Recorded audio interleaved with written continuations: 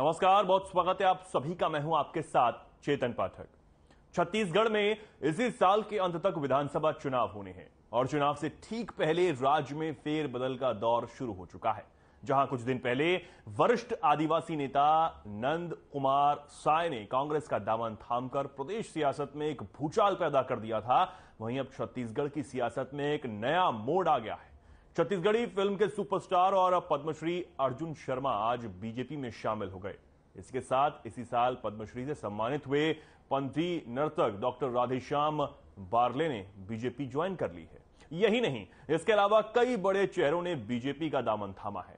इस साल विधानसभा और अगले साल होने वाले लोकसभा चुनाव को ध्यान में रखते हुए बीजेपी ने एक बड़ा दांव खेला है। अब देखना होगा कि इस दांव से बीजेपी कांग्रेस का किला भेद पाती है या फिर कांग्रेस इस वार से बड़ा पलटवार कर पूरी पिक्चर ही पलट देती है।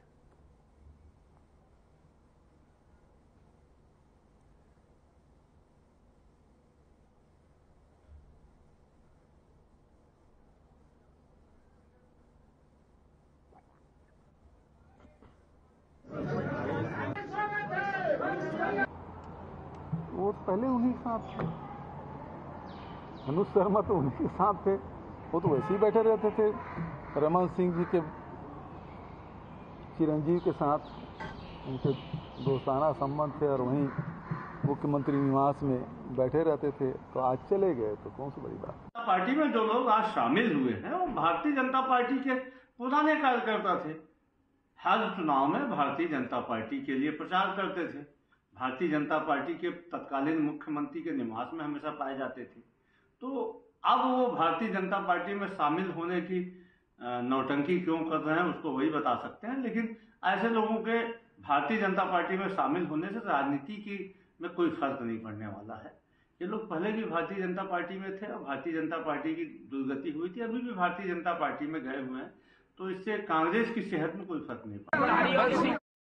के नाते अब भारतीय जनता पार्टी में काम करना है, प्रदेश पर काम करना है, छत्तीसगढ़िया मन पर काम करना है। ये कलाकारों का ज्यादा रुझान बीजेपी में देखने को। आप देख रहे हैं कि भारतीय जनता पार्टी के कार्यालय में कैसे उत्सव का माहौल है, कैसे लोगों में खुशियां हैं, कैसे लोग छत्तीसगढ़ के जो सिद्धहस्त लोग हैं, नामी लोग हैं, जिनको छत्तीसगढ़ की जनता ने प्यार दिया, दुलार दिया, ऐसे पद्मश्री लोग, समाज के अलग अलग पदाधिकारी लोग, कलाकार लोग आज बड़ी संख्या में भारतीय जनता पार्टी में शामिल हुए हैं। पार्टी में उनका, परिवार में उनका स्वागत करता हूं, अभिनंदन करता हूं। वो पहले उन्हीं के साथ थे, अनुज शर्मा तो उन्हीं के साथ थे। वो तो वैसे ही बैठे रहते थे। रमन सिंह जी के चिरंजीव के साथ उनके दोस्ताना संबंध थे और वहीं मुख्यमंत्री निवास में बैठे रहते थे। तो आज चले गए तो कौन सी बड़ी बात। तो चुनाव से पहले बीजेपी ने एक बड़ा दांव खेला है। बीजेपी का कुनबा यहां बड़ा है और कई बड़े चेहरों ने आज बीजेपी का दामन थामा है। पूर्व मुख्यमंत्री डॉक्टर रमन सिंह के मौजूद होते हुए यहां पर कई बड़े चेहरों ने, इसमें पद्मश्री से सम्मानित लोग हैं, वो भी बीजेपी में शामिल हुए हैं और एक बड़ा दांव यहां चुनाव से पहले बीजेपी ने खेला है। अब देखना यह होगा कि क्या यह दांव कांग्रेस का किला भेद पाने में बीजेपी कामयाब हो पाएगी या फिर कांग्रेस अपना किला बचा पाएगी। बड़ा मुद्दा है और लगातार जो बीजेपी है वो कांग्रेस सरकार को घेरने में लगी हुई है और इसी बीच चुनाव से पहले एक बड़ा दांव यहां बीजेपी ने खेलते हुए कई बड़े चेहरों को आज अपनी पार्टी में शामिल करवाया।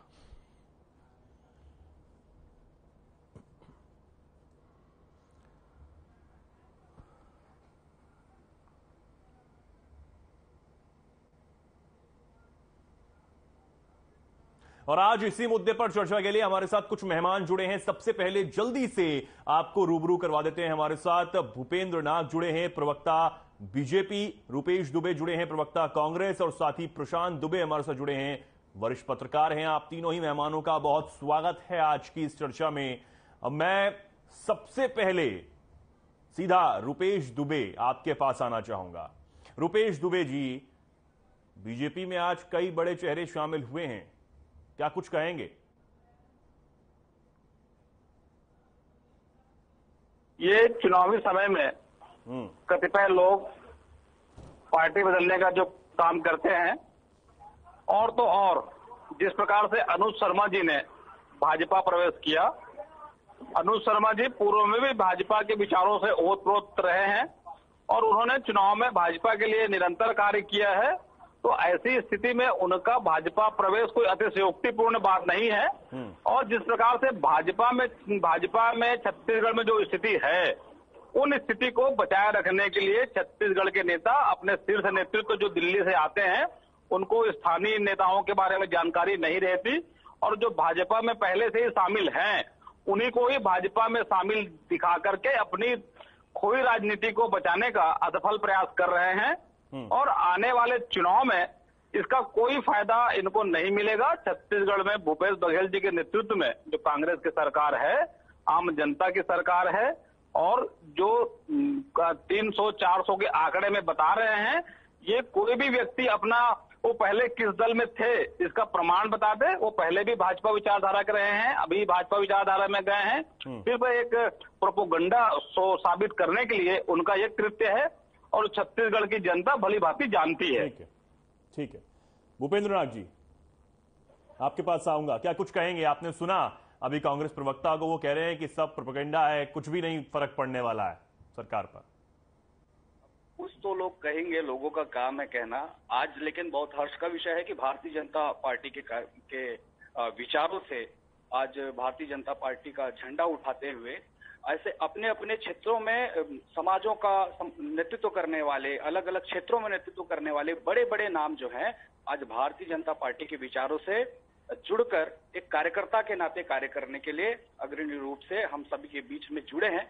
और निश्चित ही इन सब के जुड़ने से एक सकारात्मक एक प्रभाव इसका निश्चित रूप से पड़ेगा, क्योंकि वे अलग अलग वर्गों के मध्य जो है लोकप्रिय हैं, उनकी बातों को जनता देखती है, सुनती है, वे जाने पहचाने नाम है छत्तीसगढ़ के। और लगातार छत्तीसगढ़ में ठीक है एक राजनीतिक कार्यकर्ता के नाते ना सही, लेकिन अलग अलग माध्यमों से काम करते आए हैं। वे इस बार भारतीय जनता पार्टी के साथ जुड़कर, क्योंकि कांग्रेस की ये सरकार जो 4 वर्ष जिस प्रकार से काम कर रही है और जिस प्रकार से तानाशाही रवैया और जनता के साथ प्रताड़ना कर रही है, उसे गिराने के लिए बहुत आवश्यक हो गया था, ऐसा मानकर वे भारतीय जनता पार्टी से जुड़े हैं। ठीक है। प्रशांत दुबे जी, आपके पास आऊंगा। प्रशांत जी, कैसे देखते हैं आप इस पूरे घटनाक्रम को? लगातार जो बीजेपी है वो सरकार पर निशाना साध रही है, सरकार को घेरने का प्रयास लगातार किया जा रहा है। घोटाले का आरोप भी, जो मामला अभी ईडी में चल रहा है, ईडी ने 2000 करोड़ के घोटाले की बात यहां पर कही थी। साथ ही अब जो बीजेपी का कुनबा बढ़ा है, तो कितना फायदा आपको लगता है कि बीजेपी को मिल सकता है, या कांग्रेस जो है वो अपने इस पूरे किले को बचाने में कामयाब रह पाती है? क्या लगता है? हेलो जी प्रशांत जी। हेलो जी, मेरे से पूछ रहे हैं? जी प्रशांत जी, आवाज आ रही है आप तक? हाँ जी आ रही। इधर क्या है कि छत्तीसगढ़ में ना ये चुनावी वक्त है, और चुनावी वक्त में इस तरह से लोगों का आना जाना लगा रहेगा। अभी कुछ समय पहले जब आपने नाम लिया था कि साहिब जी कांग्रेस में शामिल हुए हैं, और वो उसी तारतम्य में भाजपा में ये कुछ लोग जो है वो सामने हो गए। लेकिन इसमें ये अलग बात है कि इसमें राजनीति करने वाले लोगों की संख्या कम है, और ऐसे लोगों की संख्या ज्यादा है जो अपने अलग अलग फील्ड में महारत हासिल करते हैं।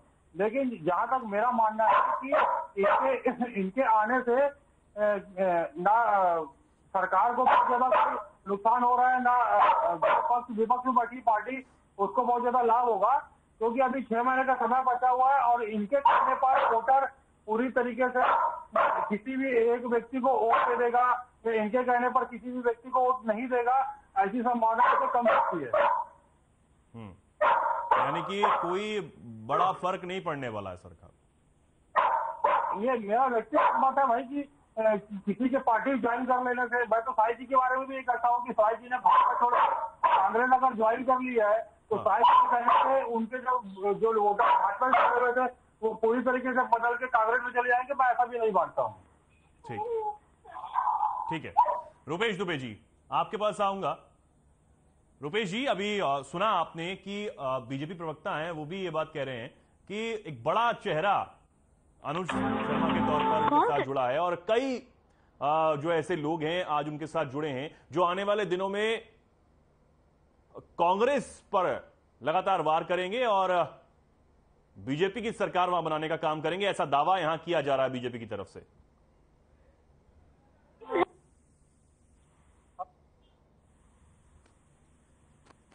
हेलो, ठीक है, शायद रुपेश जी तक हमारी आवाज पहुंच नहीं पा रही है। मैं भूपेंद्र जी आपके पास लौटकर आऊंगा। भूपेंद्र जी, क्या लगता है आपको कि जो लोग आज आपके साथ जुड़े हैं, जाने माने लोग हैं, काफी लोग जानते हैं, इंडस्ट्री के जो लोग हैं छत्तीसगढ़ इंडस्ट्री के, वो भी आपके साथ जुड़े हैं, कितना फायदा सर मिल पाएगा?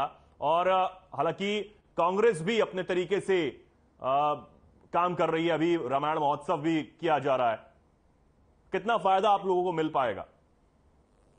देखिए, ये अलग अलग क्षेत्रों में दुर्ग संभागों और अन्य संभागों से प्रतिनिधित्व करने वाले लोग हैं, अपने समाजों का प्रतिनिधित्व करने वाले लोग हैं। 28 ऐसे समाज जिनका नेतृत्व करने वाले व्यक्ति आज सम्मिलित हुए हैं और पद्मश्री, पूर्व IAS, ऐसे व्यक्तित्व जिनका समाज में जिनको सुना जाता है, जिनकी बातों को महत्व दिया जाता है, ऐसे लोगों ने भारतीय जनता पार्टी का हाथ जो है थामा है और उसके साथ चलने का संकल्प लिया है और इनके विचारों से समाज हमेशा गंभीरता से इनको सुनता आया है और इस हेतु ये बहुत भूपेंद्र जी, एक बड़े आदिवासी नेता के तौर पर जिन्हें देखा जाता है, शायद जी वो भी तो गए ना कांग्रेस में, तो जी मैं मानता उनकी भी बात सुनी जाती है।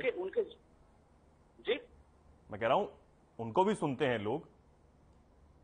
जी मैं मानता हूं कि उनके कहना चाहिए उनके जाने से कहीं ना कहीं हमें उनके जाने का दुख तो है। हम उनके बारे में अभी अति कुछ नहीं कहना चाहते, लेकिन उनके साथ साथ ऐसे आदिवासी समाज के बड़े बड़े नेतृत्व, समाज के बीच में बात रखने वाले लोग भारतीय जनता पार्टी में आज भी कार्यरत हैं और बड़ी ऊर्जा के साथ समाज के बीच में कार्य कर रहे हैं। भारतीय जनता पार्टी के विचारों से लगातार निरंतर जोड़ने का प्रयास भी कर रहे हैं। तो यानी कि आगे भी इस तरह के आपका मोटिव रहेगा कि और लोग आपके साथ जुड़ें? ये केवल शुरुआत है, अभी यह बस आरंभ है। अभी लगातार सभी जिलों में वैसे भी लगातार भाजपा के विचारों से लोग लगातार निरंतर जुड़ रहे हैं, क्योंकि जो अभी वर्तमान परिस्थितियां कांग्रेस ने निर्मित कर दी हैं। अभी एक ताजा घटना है कि छत्तीसगढ़ में एक अचंभित करने वाली घटना घटी है कि उसेन बोल्ट जो ओलंपिक में जो जाना माना नाम है रेसिंग में, उनका रिकॉर्ड तोड़ के वन रक्षक की जब भर्ती होती है तो उनका रिकॉर्ड तोड़ दिया छत्तीसगढ़ में भ्रष्टाचार करके। PSC का घोटाला, चावल घोटाला, कोल घोटाला, शौचालय निर्माण में घोटाला, ऑफलाइन टेंडर, वन विभाग के कैंपा मत का दुरुपयोग, कोरोना काल में छात्रावास में अग्रिम भुगतान, ऐसे कई ऐसे मामले हैं। दारू का विषय किसी से छुपा नहीं है, 2000 करोड़ का। इतने सारे घोटाले और भ्रष्टाचार की बारात जो कांग्रेस ने निकाली है, इसलिए आवश्यक हो गया है, लोग मान रहे हैं कि भारतीय जनता पार्टी के साथ जुड़कर जवाब देना, अब इनको सबक सिखाना जो है आवश्यक हो गया है। ठीक है, रुपेश दुबे जी, आवाज पहुंच रही है आप तक? रुपेश जी, आवाज मिल रही है मेरी? ठीक है, शायद उन तक आवाज नहीं पहुंच पा रही है, ठीक करवा रहे हैं। प्रशांत दुबे जी, आपके पास आऊंगा। प्रशांत जी, हालांकि कहा जा रहा है कि कोई बड़ा यहां पर फायदा नहीं होने वाला है, लेकिन फिर भी जो लोग शामिल हुए हैं, एक बड़ा जाना माना चेहरा है, लेकिन अगर देखा जाए तो नंद सहाय जी हैं, वो भी बीजेपी में छोड़कर कांग्रेस में शामिल हो गए और इसको देखकर काफी चीजें बदलती तो दिख रही हैं। हालांकि रामायण महोत्सव भी यहां पर चल रहा है, उसको लेकर भी बीजेपी घेर रही है कांग्रेस को। तो क्या उससे कुछ फायदा कांग्रेस को मिल पा रहा है? देखिए, मैं अभी पुख्ता तौर पर ये कह पाना बड़ा कठिन काम है, क्योंकि आज जो भाजपा में लोग शामिल हुए हैं उसमें से कुछ लोग ऐसे नाम है जो अपने क्षेत्र में बहुत महारत हासिल करते हैं और लोग उनको बहुत जानते हैं, जाना पहचाना नाम है छत्तीसगढ़ में। हाँ। लेकिन मुद्दा यहाँ पे ये आता है कि जब चुनाव के समय रैलियां होती है, एग्जाम्पल के तौर पर अगर मैं बताऊं कि चुनाव के समय रैलियां होती है तो बहुत खचाखच भीड़ रहती है, लेकिन बाद में पता चलता है कि वो भीड़ जो है ना वोट में तब्दील नहीं हो पाई। तो इसी तरह की स्थिति ना जो कांग्रेस में लोग शामिल होंगे चुनाव के समय या भाजपा में लोग शामिल होंगे, तो मेन मुद्दा ये आता है कि जो लोग शामिल हो रहे हैं उनमें इतनी बखत है कि वो लोगों को कन्वर्ट कर पाए कि नहीं भाई तू यानी कि आप ये कहना चाहते हैं जी, यानी कि आप ये कहना चाहते हैं कि जो बड़े चेहरे आज शामिल हुए हैं, क्या वो सच में ग्राउंड जीरो पर उतरकर लोगों तक पहुंच पाएंगे? यही कह रहे हैं ना वो? हाँ, बिल्कुल मेरा व्यक्तिगत यही मानना है कि आप अपने क्षेत्र में महारत हासिल रखते हैं, निश्चित रूप से लोग आपको जानते हैं कि आप बंसी के बड़े कलाकार हैं, आप छत्तीसगढ़ी फिल्म के बड़े कलाकार हैं, आप दूसरी फील्डों में रखते हैं, तो लोग आप उसके बारे में अगर आप चर्चा करते हैं तो आपकी बात को बहुत बेहतर से लेते हैं। लेकिन आज जब राजनीति में आते हैं और लोगों से ये कहते हैं कि नहीं भाई फलानी पार्टी ठीक नहीं है, आप इस पार्टी को वोट दो या इस पार्टी को वोट दो, उस पार्टी को वोट मत दो, तो मेरा ये मानना है कि लोग आपसे कितना प्रभावित होते हैं, आपका राजनीतिक जीवन कितना है, आप धरातल में कितना काम करते आए हैं, आप अपने फील्ड में तो बहुत सालों से काम करते आए हैं, लेकिन लोगों की भलाई के आपने कितना काम किया है, राजनीतिक जीवन में आपने कितना काम किया है, ग्राउंड में कितना काम किया है, ये सारी चीजें राजनीति में बहुत ज्यादा मायने रखती हैं। अगर इन सब चीजों में वो सालों से काम करते आ रहे हैं, बहुत ज्यादा उनका जमीनी स्तर पर कुछ नाम है, तो मैं निश्चित रूप से ये कह सकता हूँ कि उसका लाभ जो भी जिस भी पार्टी में जो शामिल होगा उसका लाभ उसको होगा। लेकिन अगर ऐसा नहीं है और आप अचानक से उतर आए और ये बोले कि आप मेरी बात को मानिए, तो छत्तीसगढ़ में रिकॉर्ड रहा है कि जो भी व्यक्ति पार्टी बदलता है उसका भविष्य खत्म हो जाता है। जब पहली बार यहाँ पे कांग्रेस की सरकार बनी थी उस समय तकरीबन 12 या 13 विधायक छूटकर भाजपा के विधायक छूटकर कांग्रेस में चले गए थे। उसके बाद अगर आज छत्तीसगढ़ में उन 12 लोगों के नाम पूछे जाए तो लोगों को उनके नाम तक याद नहीं है। कई लोगों को टिकट नहीं मिला हो गया, कई लोगों की मृत्यु हो चुकी है। तो जो छत्तीसगढ़ की राजनीति रही है उसमें पार्टी बदलने वालों का बहुत ज्यादा भविष्य रहा नहीं है। उसके अलावा जो लोग पार्टी में शामिल होते हैं उनका धरातल पर कितना है, वो लोगों को कितना प्रभावित कर पाते हैं, ये बहुत ज्यादा इंपॉर्टेंट है। बिल्कुल ठीक कह रहे हैं जी। भूपेंद्र नाथ जी आपके पास आऊंगा। अभी सुना आपने, ये कैसे सुनिश्चित कर पाएंगे भूपेंद्र जी कि जो लोग आपके साथ जुड़े हैं, हालांकि वो एक बड़ा चेहरा है, लोग उनको जानते भी हैं, लेकिन राजनीति में ग्राउंड पे उतरकर लोगों तक पहुंचना और उनको अपनी बात समझाना, पार्टी की बात समझाना, पार्टी की बातें आगे लेके जाना, ये कैसे सुनिश्चित कर पाएंगे वो कर लेंगे इसको? देखिए, जैसे कि उदाहरण के लिए क्योंकि भूपेंद्र जी चुनाव का समय भी तो कम बचा है ना।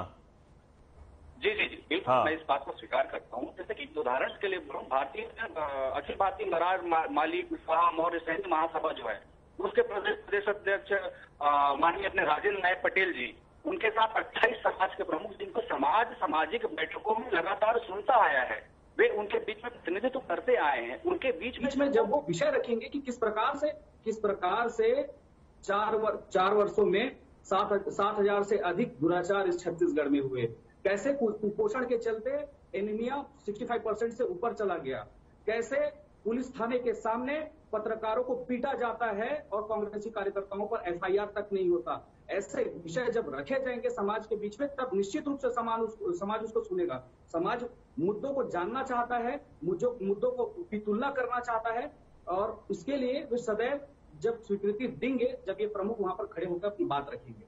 नहीं भूपेंद्र जी, ये तो बात आप ठीक कह रहे हैं, लेकिन चुनाव का भी समय कम बचा है। कैसे रणनीति बनाई जा रही है, किस तरीके से उतारा जाएगा, कहां उतारा जाएगा, क्या इस पर भी कोई चर्चा चल रही है? देखिए, माननीय नरेंद्र मोदी जी के माध्यम से जब से केंद्र में भारतीय जनता पार्टी की सरकार है, लगातार आमजन के लिए उनके लाभ के लिए कई प्रकार की योजनाएं जो है चलाई जा रही हैं। ऐसे सभी लाभार्थियों के बीच में संपर्क का अभियान जो है वो छिड़ा हुआ है। इसमें एक प्रभावी भूमिका ये सारे अपने क्षेत्र में प्रतिनिधित्व करने वाले जो हमारे साथ आज जुड़े हैं, उनकी प्रभावी भूमिका इस सब में रहेगी, क्योंकि ऐसा कोई भी व्यक्ति नहीं जिसे केंद्र की योजनाओं का लाभ न मिला हो। अलग अलग प्रकार की योजनाएं जल से जुड़ा हो, चाहे फिर और महिलाओं से जुड़ा विषय हो, चाहे आदिवासियों से जुड़ा विषय हो, चाहे किसानों से जुड़ा विषय हो, कई योजनाएं जो चल रही हैं उसके जो लाभार्थी हैं, आवास से जुड़े जो लाभार्थी हैं, उन तक संपर्क करके एक प्रभावी ढंग से इनके माध्यम से काम किया जा सकता है।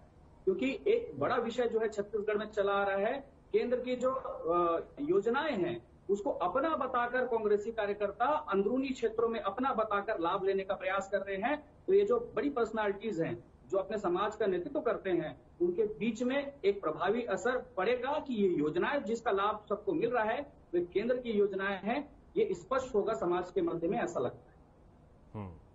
ठीक है प्रशांत जी, आपके पास आऊंगा मैं। प्रशांत जी, अभी हालांकि चुनाव से पहले हर पार्टी अपना दमखम दिखाती है, अपनी बातें जो हैं वो रखती हैं, जनता तक पहुंचाने की बातें की जाती हैं, लेकिन क्या इस बार लग रहा है कि कौन किसके ऊपर हावी हो सकता है? देखिए चेतन जी, ये बहुत जल्दी हो जाएगा कहना कि चुनाव को बहुत समय है कि कौन किस पर हावी हो पाएगा, लेकिन जितना मैं छत्तीसगढ़ की जनता को समझता हूँ या अभी तक चुनाव में देखते आया हूँ, तो छत्तीसगढ़ में आपको जो वोटर है ना बहुत साइलेंट मिलते हैं। वोटर बहुत ज्यादा कुछ बोलते नहीं है, लेकिन जब चुनाव परिणाम आता है तो पता चलता है कि अरे ऐसा हो गया, ऐसा तो किसी ने सोचा नहीं था। मैं अगर आपको 2018 में ले जाऊं तो 2018 में ये पूरी तरीके से कहा जा रहा था कि चौथी बार भाजपा की सरकार बनेगी। सब लोगों ने सब सर्वे किया, लोगों को सब कुछ समझ में आया कि सरकार बन रही है, कोई दिक्कत नहीं है, भले सीटें थोड़ा कम ज्यादा हो जाएंगी। लेकिन जिस दिन रिजल्ट आया उस दिन सारे आंकड़े फेल हो चुके थे। कांग्रेस 60 सीटों से ऊपर जा चुकी थी। मतलब जहां तक छत्तीसगढ़ के वोटरों की बात की जाए ना, तो वोटर साइलेंट रहते हैं, बहुत ज्यादा कुछ बोलते नहीं है। किसी मुद्दों पे चर्चा कर लेंगे, लेकिन वो मुद्दों पे चर्चा करने के बाद वो आगे जाके किस पे वोट करेंगे, उनके मन में क्या चल रहा है, ये बहुत थोड़ा समझ पाना मुश्किल होता है। तो ये चुनाव जब बहुत ज्यादा करीब आ जाएगा उस समय थोड़ा बहुत ये आंकड़ा लग पाता है कि हाँ भाई ऊंट इस करवट बैठेगा। अभी तक की स्थिति भी यह है कि जो ग्रामीण वोटर है उनका झुकाव फिलहाल तो कांग्रेस की तरफ है। अब जो भाजपा है वो ग्रामीण वोटरों को कितना प्रभावित। प्रशांत जी, क्या प्रमुख मुद्दे जो हैं, क्या प्रमुख मुद्दे हैं जनता के, जो जनता देख रही है या फिर उनके पूरे नहीं हो पाए हैं या फिर पूरे हो गए हैं, जो सीधे पार्टी से जुड़े हुए हों, किसी भी पार्टी से जुड़े हुए हों या जो लोगों से जुड़े हुए हों, क्या प्रमुख मुद्दे हैं? देखिए, प्रमुख मुद्दों की बात की जाए तो जो शहरी क्षेत्र के मतदाता हैं उनका ये कहना है कि इस सरकार में उन शहरी क्षेत्रों के लिए जितना ज्यादा काम होना चाहिए था उतना ज्यादा काम नहीं हो पाया। उनका कहना है काम तो हुआ है लेकिन और काम होना चाहिए था। दूसरा, ग्रामीण क्षेत्रों में इस सरकार ने लगभग 4 साल से ऊपर सरकार को हो चुके हैं। इस सरकार ने बहुत सारी योजनाएं अलग अलग तरीके से किसानों के लिए शुरू की है। अभी उन्होंने एक नई घोषणा कर दी है कि अब 15 क्विंटल जो 1 एकड़ में खरीदते थे उसको 20 क्विंटल खरीदेंगे। उन्होंने राजीव गांधी न्याय योजना चालू की है, उसमें वो किसानों को पैसा दे रहे हैं, जो भूमिहीन कृषक है उनको पैसा दे रहे हैं। हमारे यहाँ पहले से भाजपा सरकार से चला आ रहा था कि जो बिजली है किसानों को पंप के लिए वो मिलती रही है। तो जो योजनाएं चल रही थी किसानों के फायदे की वो चली रही है। उसके अलावा और भी कई योजनाएं जो है इस सरकार ने शुरू की है। तो एक तरह से माना जा सकता है कि ग्रामीण जो जनता है, जो वोटर है, उनके लिए जो योजनाएं चल रही थी उसके अलावा कई योजनाएं जोड़ी गई है। तो अभी तक की स्थिति में ऐसा माना जा रहा है कि वहां से कांग्रेस को लाभ हो सकता है ग्रामीण इलाकों से। ठीक है रुपेश जी, भूपेन्द्र जी, आप दोनों का बहुत धन्यवाद हमारे साथ जुड़ने के लिए। समय का थोड़ा अभाव है, आज की इस डिबेट को हमें यहीं विराम देना पड़ेगा। आप दोनों का बहुत धन्यवाद हमारे साथ जुड़ने के लिए। तो फिलहाल के लिए इस खास कार्यक्रम में इतना ही। नमस्कार।